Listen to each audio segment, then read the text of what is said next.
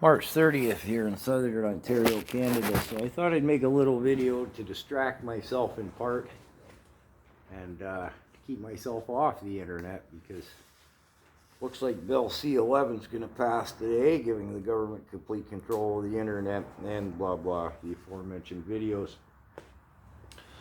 The order of which is coming to you all scrambled. I'm out of high-speed data. It takes hours to upload. I can't get to town, blah blah.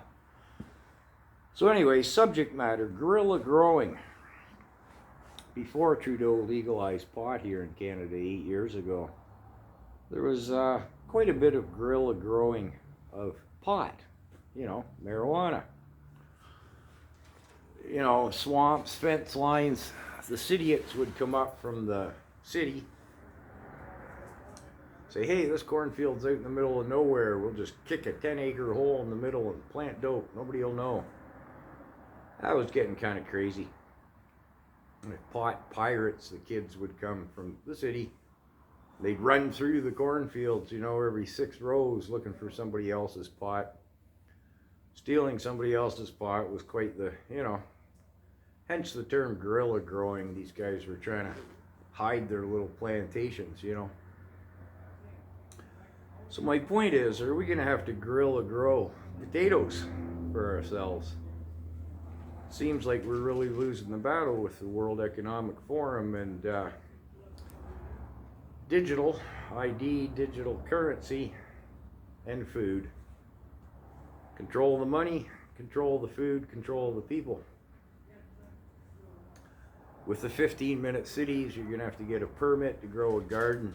I've seen comments on the channel from the states. Some of the states, you're going to have to, I guess this coming year, even pay for a permit to have a garden, 15-minute city or no. So it would seem the day is going to come pretty quickly where they're not going to let you have a garden, because that gives you some degree of, autonomy, lack of control on your food supply. So my point is, are we going to have to guerrilla grow potatoes like we once did pot? It's looking like it. Crazy. And just in summation, let me say, I knew a grower here back when it was lucrative to do it to some extent. This guerrilla growing, he was a citiot and he knew every type of corn. There's more kinds of corn than you can imagine. Some are made for, animal food. Some are for the myriad of products we get from corn. So there's, I don't know how many types of corn just here in southern Ontario, all different kinds. And I said to my citiot buddy, I said, well, how and why do you know about all these different types of corn? He said, well, I grow my pot in the cornfields, and you want to know when it's going to be harvested. Depending what type of corn it is, they can harvest it before the pot matures. That's no good, because they just run it over with the combine. Or it'll mature, the pot that is, about the same time they harvest the corn, in which case the guy operating the corn harvester carries trimmers and garbage bags with him.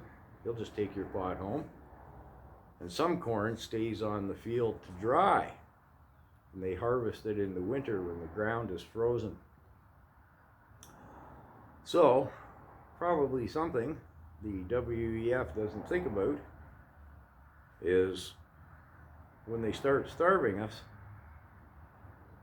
they're going to have trouble harvesting corn, because whether it's the right type of eating corn for humans or not, people are going to be out in the fields picking and eating that corn out of desperation, aren't they?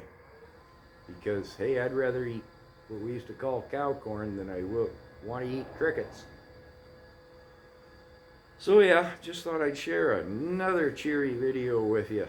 You might want to learn about corn and guerrilla farming your potatoes and your tomatoes out there in the swamp.